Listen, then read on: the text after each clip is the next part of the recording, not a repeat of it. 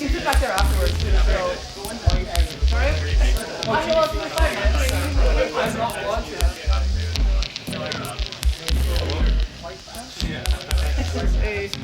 You're your first dude. Cool. Okay. Sorry? We're confused about what. Oh, yeah, we'll after Owen talks, we'll give you come up. So he's going to talk, then I'll say what's going to happen today. And then you and I think like 6 other people, and then you'll probably interview them because there's so many of these now, so. But I'll ask you questions quickly, so. Great. You wanna kick it off? Sure. Where's that? He's showing the game. Does this work? Yeah, turn it on. Hello. Who brought that amazing thing? Oh, that's a really good thing. We duct taped it so like it's a static it goes perfect now. Hello. Hey. Welcome to dubLUDO 12. This is really. I'm kind of flabbergasted that this event is still happening and that it is just getting increasingly weirder and weirder over time, and to be housed underneath some sort of techno festival seems weirdly appropriate for the first birthday. So, lots of cool stuff today. Paul's going to tell you all about it. Before we get started, I just want to thank Paul for all the amazing work he did, organising loads of content for today, tons of stuff coming up. I want to thank Chris for sorting out this bizarre and wonderful venue, and I want to thank the venue itself. I want to thank Rami, who, like, yesterday, on a basically whim, decided to fly over here. Woo!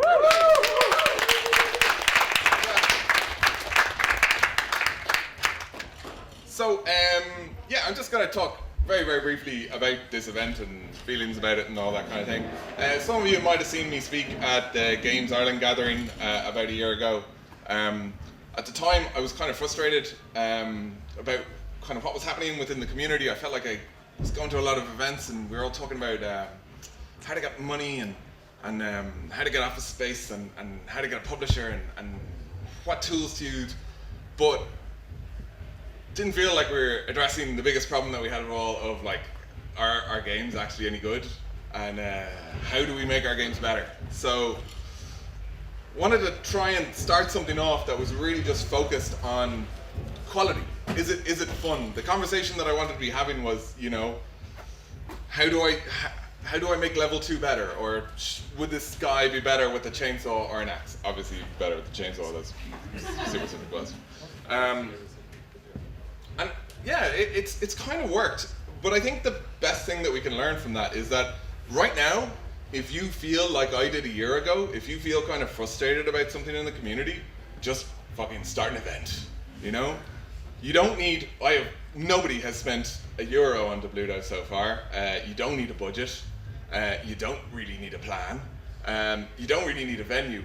And most importantly, you don't need permission. Nobody is going to tell you that you're allowed to do this thing. So if there's something that you want to see happen, just do it. I will turn up, definitely.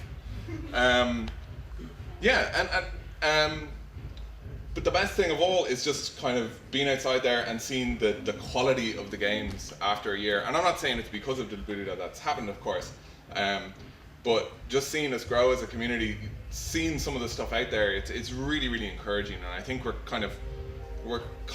close to that breakthrough of us kind of coming out onto the European or international scene as, hey, we make games here in Ireland and we make some good games.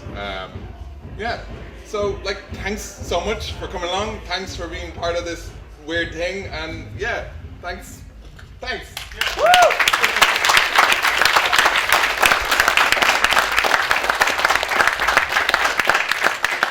And there's Paul, who's going to tell us about the day. Hello. And let's get one cheer for Owen for the kickstarting this as well. Woo!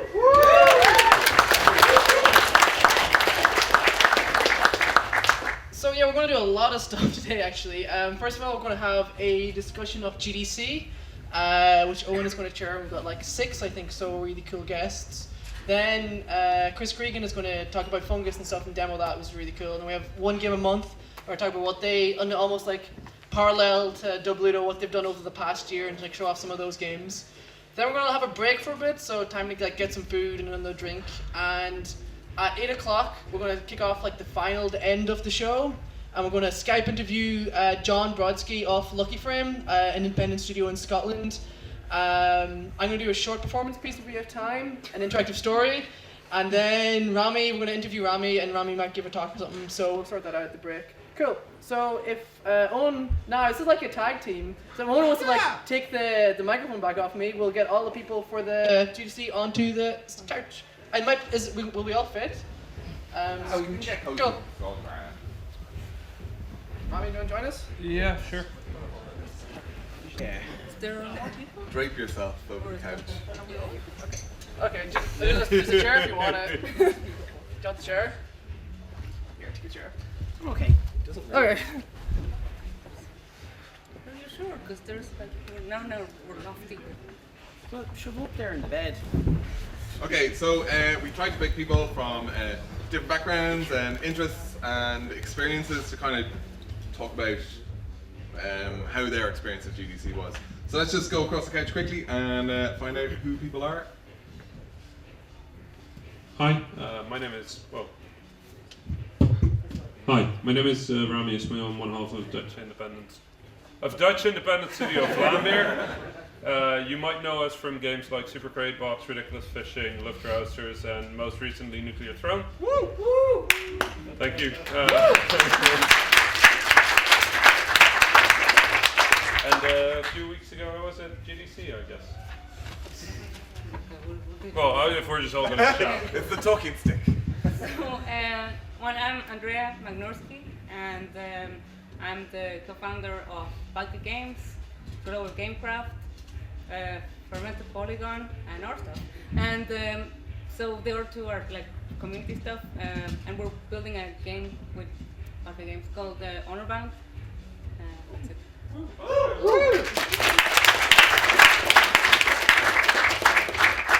My name is Christopher Conlan. I'm one of the co-founders and game designers of Pewter Game Studios. We're making The Little Acre at the moment. I was also at GDC. It feels like a confession.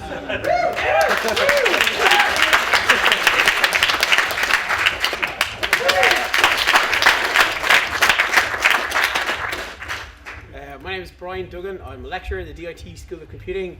You may know me from such tech demos as BGE, which is Brian's game engine, and most recently today, Flocking in the Rift. Nice.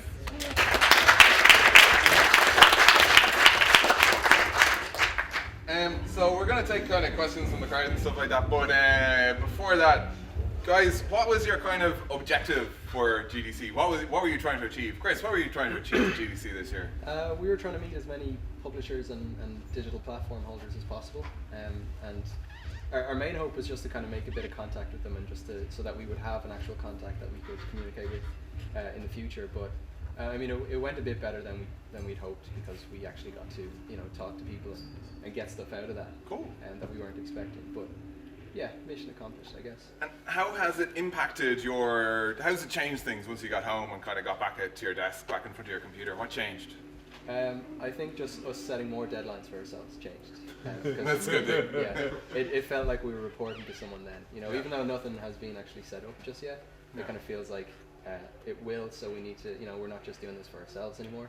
We're kind of doing it for someone else. So with someone else kind of waiting on you, you have that little extra bit of pressure, and that's what's kind of driving us at the moment. Okay, cool. So it kind of takes you out of that vacuum scenario where you're just kind of tinkering away at something and Exactly. Yeah. raises the stakes, gives us a bit of context.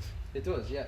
You're not just kind of doing it by yourself and showing it to our own community as we have been for a good few months now. It's it's gone international now, I guess. Andrea, what about you? What was your goal this year? It's weird because we went to talk to publishers too, but we set up just a few meetings, and but the main thing was to go there and kind of see what the fuss was about. Mostly because you came back always so excited about it. And I'm very excited about that. Yeah, it went super well. It was really fun. I would return tomorrow if it was there tomorrow. Yeah. And has it changed things for you when you kind of got back in front of Honor Bound? Yes. Actually, we got a chance to talk to Van Roos, who's the guy who's doing Aztecs. He played our game for a while, and that was just great, just to see him play our game, and you know, his feedback was very positive. So just to get that for validation, because obviously So important. you get the thing where you're playing your own game and you think it's crap, and then you keep thinking it's crap, and then you keep thinking it's crap. It's very nice looking to crap. It's like Tom and Tom do a beautiful job, but it's stuff. So getting that was really nice, and you know, the other stuff is also moving, which is cool. It moves at its own pace. Wow. You know, positive feedback on a brawler from Ben Ruiz is really, really good news. I nearly cried. But Yeah. I was like, he was like, you're on the cusp of something awesome. I think I'm quoting, and I was like, okay. I'm not shaking or anything. No. We were sitting on you know, close to, like, we were sitting close to stairs because there was a plug there, and it's like the three of us sitting there just playing the game, and it's like Nice. that's what this is about, actually, more than all the other stuff. Yeah. So yeah, it was kind of cool. For people that don't know Ben Ruiz, that guy is basically an encyclopedia of brawler games. Like, he knows everything, and it's sort of insane. So if you like your brawler game, then that's congrats. Wow. Yeah. Rami, how many GDCs have you been to now? Do I include the European ones? Why not? 7, 8, And 7. This year, did you have a particular goal in mind with San Francisco? Yeah, I mean, at some point, like, we've been doing this for a few times now, 8, and things become more specific as you do it more often. We already have the contacts that we the first time we went to GDC, we were trying to find contacts. Yeah. And as you go to GDC more often, it turns into sustaining those contacts and making sure you keep good relations. So we'll try and set up a little informal thing with all the platforms. And for us, GDC was mostly about informing the press about our future projects. Yeah. Letting them know what we are working on and what we will be working on. We believe that doing good marketing means you want to involve people as soon as possible. So even though we only have tiny prototypes of what we will be working on, we're already talking about the ideas we have, and showing things that, you know, publicly won't be discussed for months. And besides that, it's a really, I mean, GDC is amazing in that the first time you go there, you don't really know all that many people. They make friends because, I mean, all these people are people like us. And then the next time it's just a giant meetup of friends and parties. And I guess what she said is also true. Like, a lot of the most important stuff of GDC doesn't happen at the conference per se. It's more the little things, the little connections you make that sustain and inspire. Something like that happening is extremely inspiring. And I remember from the first time I went to GDC that Adam Saltzman played Super Crate Box and loved it, and you know, that guy is a complete hero to us. So that was super cool. Yeah. I just want to go back to something you said about showing the very, very early prototypes to the press. You know, that's something that, as creators, we often find very, very nerve-wracking, like showing something before it's ready. You know, do you worry that they're going to spill the beans or sour your idea or take your design in a direction? No, hell no. No. I mean, the answer to that is threefold. Like, a game is never ready, is it? I mean, you can be working on a game forever, but at some point, it's never ready. You just release it at some point. Yeah. That's a big thing to realize. And then the second thing is that you're never going to think your game is good. Like, that's just not the way it is. Everybody deals with imposter syndrome. Everybody thinks their work is awful and that they're a fraud and trying to, like, figure out how they deal with that. I mean, that's just the way that we're creatives. We don't have an objective measurement of what is good or what is bad. We just sort of hope that people will like whatever the hell we do. And wonder why. And wonder why. Yeah. So realizing that is also a really big deal. And then the third thing is, the press, they write. They're not game designers or developers. They're not going to steal your idea and run away with it. there's no reason for them to write about your game early, because all that will happen is that you will never email them again. Yeah. Probably write some bad stuff about them. And never work with that site again. I mean, yeah, sure, sometimes things have gone wrong with the press, but I think if you build connections with the people in the press and form friendships and make sure you know the people that would enjoy your game, they want to see you succeed as much as any other, because they're in this story right from the start. So if they can follow this story to your successful release, they've got a beautiful story right there. That's what the press is all about. So they're not gonna try and mess things up for you. But you do involve them in something and make them part of something that might be interesting enough for them to write about at some point. So to do that as early as possible, even when you're still doubting, because you will doubt forever, and even though you think you're not ready, because you will never be ready. I think that's a good idea. That's great. That's great. Bryan, what was your goal for GDC this year? So my goal is probably the same as my goal always. It's just I teach game engine programming, but mostly my interests are in the physics and maths aspects of it. So I just wanted to basically make sure that the stuff I'm teaching is the right stuff, that I'm preparing my students best for, for making computer games. So for the first 2 days are usually the most important ones for me, which is basically the summit. So I go to the maths and physics talks, and I go to the academic summits, and then also the game AI stuff as well, which is stuff I'd be interested in. And was there stuff this year that's going to appear in your curriculum next year? Was there anything that you saw that like really, had an impact on the way you teach? No, some of the stuff that I saw that I was probably most interested in is just probably it's very deep. And it's too hard, it's too hard even for me to do. So probably the highlight for me, one of the best talks I was at, was a talk about running AI on the GPU. It was a guy who had been developing ever since the days of the 8-bit computers, writing games for the Spectrum, and he's really, really knowledgeable and deep knowledge about the hardware. And so the talk that he was looking at, basically running algorithms like A-star on the GPU and how you write compute shaders and things like that. And there's stuff that I'd be really fascinated in, but I think they're just even beyond my knowledge of game AI and programming. But stuff I probably plan to do in the future would be like behavior trees. I mean, I'm just always struck every time I go there about how little actually game AI seems to change from year to year. I mean, the first time I was at GDC was about 6 years ago with Hugh, and they were talking about finite state machines. They were talking about steering behaviors for autonomous agents. They were talking about A-star, and that's exactly what they talk about at the AI Summit every year. So, behavior trees is sort of the new thing. But actually, even I remember last year there was a talk which sounded really exciting. It was about the future of game AI, and I thought this was going to be cool. This is going to be talking computers and really immersive, 3D worlds with very realistic 3D characters, with personalities and whatever. But they were basically just talking about better implementations of the AI that people have been doing for years. So game AI as such doesn't seem to change a huge amount from year to year. We still do random for all of our AI. Yeah, and in fact at the GDC you'll always see talks about random numbers and how best to generate them. It's part of the game AI summit. Roisin, what was your goal this year? Well, I've been to GDC a couple of times now, so part of my goal, as Rami said, was to get in touch with the people you've met before, say hi, have fun. I mean, GDC is fun as well, right? There are a lot of parties, there are a lot of people to talk to, a lot of really interesting people who are top of their game, You're talking to these people and they've got all of these really interesting ideas and you're bouncing them back and forth. It can be really fascinating. It's great for personal development when you're trying to figure out how to make your game more interesting or interesting at all.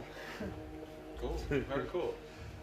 Guys, just a general question, was there anything, whether you've been there before or was your first time, was there anything really surprising for you? Was there anything that really, kind of took you back? Turns out I like taking pictures of people and been taking pictures with people. I didn't know this, and I was on Facebook and everything. Then I came back here and regained my sanity. Apologies for doing that. I don't know, just realizing how normal all your icons are. Just that they're real people. Like meeting with Tim Schafer and just John Romero and just having normal conversations about weird stuff. You think it would have to be about games, but that's just normal stuff. Yeah, exactly. Yeah, and Brand as well. That'd be cool. I think that was one of the main surprising things for me. Anyway. I mean, it is surprising. I mean, at this point I've been on both sides of the spectrum. Like the first time I went to GDC, I was terrified of speaking to anybody that was sort of above my pay grade Your or level. whatever, you know. And I remember sort of making a pact with myself that I would just sort of ignore that and try and talk to everybody that I thought was a hero of mine, because I wanted to know whether they deserved to be heroes of mine, or whether they were assholes. Like, I didn't know. I wanted to check that out. And now that I'm sort of on the other side where people want to meet me, and it's really strange to realize that people don't really expect you to be a human being. They sort of expect you to be this like huge heroic icon that, and I'm just like, I just really want a Coke right now. Can I go grab a drink? And they're like, yeah. Like one of the most interesting conversations you can have one of the most interesting conversations I have. Now I need somebody like you're me for a moment. One of the conversations you never want to have with anybody, you're me, is you walk up to somebody you admire and you go, "Hi, are you Rami from Vlambeer?" Yes. Oh, cool. I really like your game. Thanks. Yeah, especially the one with the fish. Right? Like I never know how to quit that conversation. It's sort of awkward because you don't want to walk away. Yeah. But like if you're gonna have a conversation with somebody that's a hero of yours, just talk to them rather than just sort of stand there and say things that are yes or no questions. If you've ever been in sales, the one thing they learn you is to never ask yes or no questions. Like, are you interested in that computer? No. Conversation over. Like if you're gonna have a conversation with somebody, just have a conversation. Just start talking. You know. If you like that one game, why do you like that game? I mean, I love hearing when people are inspired by our games or when they have interesting ideas.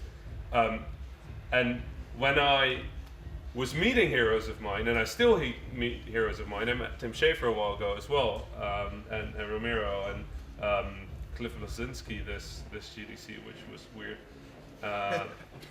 and Randy Pitchford. I met all of these people that that have made games that I really, really admire since before I was born in some cases. And the one thing I found is that you can just talk to them because they're like us. Like they're like us, they've just been doing this shit for 30 years. That doesn't change them all that much. They still get excited about the same stupid stuff we get excited about. And if they're any good at what they do, they're up to date about everything. So they know everything as well. So you can just have a fun conversation with them. You can have a fun conversation with me, I think. I'm not a terrible human being. I try. Everybody rate Rami's conversation for the rest of the feedback. At the end, I expect feedback. It was a pretty good conversation. That's 7 out of 10. Rami. Mass shootings. No. Yeah. So some people here haven't had the opportunity to go to GDC yet. They might be considering GDC Europe or saving their money for San Francisco next year. What would you recommend that they do? It really depends. I mean, GDC San Francisco is this super overwhelming, everybody is there event that is extremely inspiring, extremely exhausting, and it is really hard to get a meeting with most people. I mean, you really have to set that up to do that. GDC Europe is still overwhelming and still inspiring, but it's a lot calmer. It also coincides with Gamescom, which means that effectively you've got 3 days in which you can roam around Gamescom, and if you get a business, if you get a trade pass for Gamescom, you can actually go into the trade visitors area, which is extremely useful. It's actually where we got in touch with Steam for the first time. Oh god, this story. Go for it. The first time I ever got in touch with Steam, I didn't actually have a meeting. I didn't schedule a meeting. I was walking around the trade visitors floor and I suddenly saw Valve. I'm like, oh, cool. I want to talk to Valve. So I walked up to the lady that was at the front and I asked her, like, hi, is there, and I caught myself and went like, I have a meeting. Could you check whether the person I was supposed to talk to is in here? And she's like, yeah, who would that be? And like she had the schedule on the desk, so I read it upside down and I just went like, Augusta. And she's like, no, Augusta is busy at the moment. I'm like, read the next one. I'm like, Anna. She's like, yes, Anna is here. I'm like, good. Could I chat to Anna for a moment? I probably have to drop out of my meeting, but I just wanted to say hi real quick. So I got introduced to Anna and got her card and everything. And she didn't know anything was wrong, and I didn't really pretend anything was wrong. So I just sent her an email a week later. I'm like, well, it was nice meeting you. Can we talk about getting our games on Steam? So GDC Europe has a bit more room for stupid stuff like that. GDC Europe is definitely GDC San Francisco is definitely the bigger one though. So if you can afford San Francisco and you're good at making meetings and scheduling stuff, then please go to San Francisco. If you don't have a lot of money and you just want to get contacts, then please go to GDC Europe. Thank you. Okay, guys, before you kind of open it up to the floor, what was the most valuable thing for you guys this year? What was the most interesting thing or the most valuable thing or the thing you were happiest about? Pizza, she said. See, San Francisco! Hey, Well, the that pizza at sushi the place. DNA Lounge The is sushi pretty place good. is really good. Sorry. It's hard to think of. The highlight. Was it Brenda one? Romero's Two. talk. Brenda Romero's talk, yeah. That's on free on the Vault. Yeah. Who's seen it so far? Oh, and Fantastic talk. and She's going to be here in September for 6 weeks. Everybody kind of use that. Suck that all up. The guy that did that Kickstarter talk, that Steve Swing. freaked me out. That's so good. That was pretty good. Freaked me out. Also free. I think the main thing from the conference itself, it was probably that I didn't get to a lot of talks. Yeah. So that was the one it kind of stuck in my mind. From the whole thing, the talking to Ben was. Well, I mean, lots to do, lots of feedback, things to correct, whatever, and you learn. But just talking to him about this was awesome. Alexander Bruce's talk was also really good. Yeah. The anti-chamber talk. If you haven't seen the anti-chamber talk and you're working on a project that will take you more than 2 years, please go watch the anti-chamber talk. It is really, really, really good. It's really good at explaining sort of the emotional steps you go through. And emotions is something we need to be talking about more as game developers, I think, because holy shit, this is hard work and it is quite depressing at times. Alexander took his multi-million-dollar, I think, success and just talked about how hard it was to create that game and what things he went through. And it's not one of these, oh, look at me, I'm successful here, I have problems. It's one of those talks that just step by step tells you what he did, how he did it, how he felt, and sort of what struggles he dealt with. It's a really, really good talk. I can recommend it to everybody that wants to work on extended projects. It's amazing because it's both so actionable, but also so insightful and inspirational as well. It's a really, really good talk.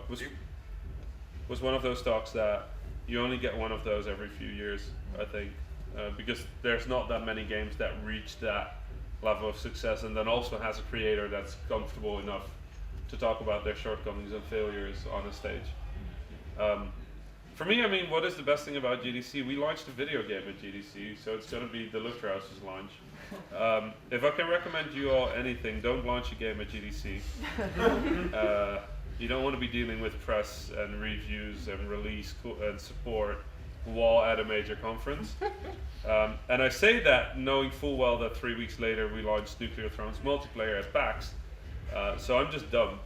But please don't do that. It's a really terrible idea. It was nice in this one specific instance because it had taken us really, really long to make Luftrausers, and we were kind of not feeling it anymore. So to just see people respond to it in person was really great. But I basically did not sleep at GDC. And by the 5th day, you're already tired if you're sleeping, and probably slightly sick. In this case, it took me 2 weeks to be able to pronounce my name again. It was really, really bad. If Twitter was to be believed, this GDC was more focused on monetization and that particular aspect of free-to-play than it was on quality design as it was previous years. What was your experience? Was that true, or was Twitter just blowing that out of proportion? No, it's not my experience. experience of it. Maybe because this year I made a bigger effort to go to the independent summit and to go to independent game developers and stuff. I didn't get that vibe at all. In previous years, I did dip in and out a little bit of that, the monetization and the social gaming talks, and I always kind of felt out, feeling like I needed to take a shower after coming out of them. They really hoard themselves. They've got no interest in making anything that people might enjoy playing. It's completely monetization. That stuff is really, really depressing. It is. It's quite depressing. I went to a round table once, and afterwards I just thought, Jesus, I never want to sit in one of these groups again. But I didn't get the vibe this year at all. I mean, it was still there. It is there. I mean, the monetization summit is sponsored, which is the most hilarious thing I've ever heard. Like, we need to pay money to have our content at a conference and seem legitimate. I mean, regardless of what you feel of free to play, I mean, it is part of our industry and it is there. The best thing you can do if you don't like it is avoid it completely, because it will make you feel like you need a shower. That is not an exaggeration. It's stories about how to get kids to love a virtual dog just so you can make it safe before civilization. That's genuinely the sort of things they talk about. It's how to get people addicted. It's drug pushing. Yeah, it's not really about games. Like, this is a science. What they're talking about isn't game development. What they're talking about is statistics, science. How can you exploit certain psychological things, just in the form of a game. I mean, that's a way of making games. That's the thing people do. I'm not a big fan of it, but I think on Twitter always gets sort of screwed because people talk what they're really upset about more often than things they really, really like for some reason. So if there's like a thing that is upsetting, all of Twitter will explode. And in terms of the talk that was aptly titled "How to Safely and Legally Monetize Teens," there is not a single sentence you can do with "how to safely and legally" any word teens. That would be a good talk to give, but they did it anyway. No, those talks did exist. I mean, I spent most of my time outside of that part of the conference. I went to Lost Levels, and I wanted to go to Critical Proximity, but I didn't really make it there. There's a lot of like little side events that you can go to. And then for the main conference, I wanted to go to the Animal Crossing postmortem, but I kind of ended up not doing that. I think the content wasn't really different from usual. The only disappointing thing I remember was in terms of program, was in the IGS that there was a absurd lack of diversity in their panel lineup. That was the only depressing thing about the program at GDC. But besides that, it was really good, I think. Yeah, I was wondering, maybe like rushing, and then from everyone, but what was the most interesting game that you might have saw, or the most interesting thing to show? I mean, the most interesting thing to me, it's not a game, but yeah. The most interesting thing was that this year GDC seemed to be a lot bigger. It seemed to be a lot more diverse, a lot more inclusive. Now maybe it was just the talks I was going to and the people I was talking to, but it seemed to be a lot more interested in getting games out there that are more emotionally connected and more connected to the human experience as opposed to just shooting shit in the face, you know? Hey. That's fun too. Don't get me wrong. Personally, I think like one of the main things I noticed that was new about it. Obviously, that was my first time, but it seemed like surprising to other people too. Was that there was a lot of local multiplayer games, so things like Nidhogg and Samurai Gun, but they're just like running rampant around there. So in the indie game section, there was at least 2 that were like that, and I was actually playing them quite a lot because they're just generally really fun. But then when you go into other sections where it's AAA developers, there's things like Xbox that are they're publishing games, going look at this game, and it's still just a local multiplayer game where it's like what kind of sports based, but it's still all around the same theme. So I think personally that was one of the most like pervasive new things. Not so much like obviously there was a lot of that free to play stuff. I think it was maybe that there was a little bit more of it because of recent successes of certain apps and stuff like that. So people were trying to jump on that success, but I don't think that was the focus. I think for me, that's what I was seeing a lot of, even though I wasn't going looking for that kind of stuff. It was local multiplayer was just everywhere. Which games, like Samurai Gun and Nidhogg? Yeah, well, I mean, no, like those Towerfall. they were there. Yeah, it was, Towerfall was one. There was one other one. The one with the 4 controllers Oh was pretty god, good. that was so much fun. I don't remember the name. Yeah, there was And one where it you were. was in- Four in spaceship middle, controllers, in and the middle? if you move forward, everybody moves forward. So everybody's Oh, controls yeah, affect yeah. everybody else. Yeah. Yeah. What was it called? That's I have I no saw that idea in what you're talking Johannesburg about. a year ago. I forgot about it. Yeah. Yeah. Was that with the paddles or? No, this is the controller. That was with the This is controllers. the one that we were playing. Where after you're that. sharing a spaceship, is that? No, that's the old one that was just It's totally. loads. This Yeah. conversation is getting really opaque. Yeah. Yeah, sorry. Yeah. Cool. Do you see anything interesting in Rami or any good games or? Andrea? Well, I don't know. For me, it was good to see. Like, probably kind of. I saw that the thing that I thought it was amazing is the guys from Ubisoft. There was a guy there talking for 3 hours about That was their IP. BioWare. No, there was a booth, and they were just kind of upstairs from the indie games, and they were just talking about the editor. And I have a bit of an editor kind of mania, and and they were just showing about platforming techniques, and we could totally ask him everything we wanted about how it worked, why it was a good idea, and just design decisions of the editor, and that was mind-blowingly good because it's a platformer for Origins, and well, we're building a game that is a platformer, so that kind of was really like how to reuse little bits of platformer bits, how they mesh It and was they the stretch. UbiArt framework is what they were talking about, and they were just really honest about it. Yeah, You they could were ask just anything. you could just completely why this here and why not there. I thought that Ubisoft, whatever you think about them, and you know, It was the bad, Rayman Legends editor. that's it. Yeah. Rayman Legends and everything. Yeah, so that was really kind of cool and unexpected. Nobody was there. Ubi is cool. There was a really cool bit at the expo. I don't know if I'm sure you guys did go where they had all the alternate controllers. Yeah, the Yeah. GDC Alt. Yeah. Yeah, GDC Alt, and there was a game that I played where it's a caterpillar simulator. We're interviewing them later. Okay, sorry. No problems. Yeah, there was a caterpillar simulator, which was quite cool. You have to wear a caterpillar suit and you roll around on the floor, and it had a little sensor attached that could detect your movements, and you put your head inside a thing with a screen on top, and you have to sort of compete against another caterpillar. That was one of the most fun games I played all week. So we're actually interviewing Lucky Frame later on. So Yeah. Cool. It was a It great was. game. I mean, there were a bunch of things that were really surprising for me. It seems that the boundaries between AAA and indie are sort of collapsing in an interesting way. It was really easy to get in touch with people that work in AAA, and it's interesting to see that the industry is sort of trying to reset itself in a weird way, because AAA isn't really sustainable, and indie is sort of going through a rough time because of discoverability issues. The diversity was good. I'm half Arab, and this was the first GDC ever where I saw Arabic scripture on a screen that wasn't in a first-person shooter where you also had to shoot my cultural brethren. So that was kind of great.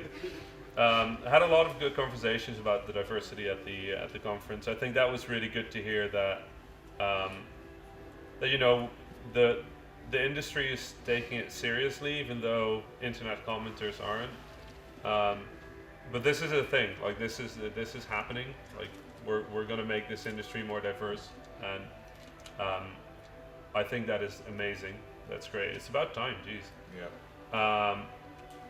And the other thing that I found really interesting is the amount of sub-events happening around GDC that were absolutely free to visit, or really cheap to visit. Because at this point, you could go to GDC without buying a GDC ticket and still have a full week of stuff to do, which is pretty great because you're in a city with pretty much everybody doing things that are fun without having to spend $1,200 on getting into a conference. So that was the third thing that I thought was really exciting.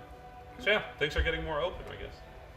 I missed out on some of the talks. What I want to ask you guys is, was there any of the talks that talked about the process of like making a game from the start or somewhere in the middle, and you kind of went, oh, we did that as well. I'm so glad they did it that way. Oh, we were doing a little bit better this way. Did you get that feeling when you were at the talks for any breakdowns?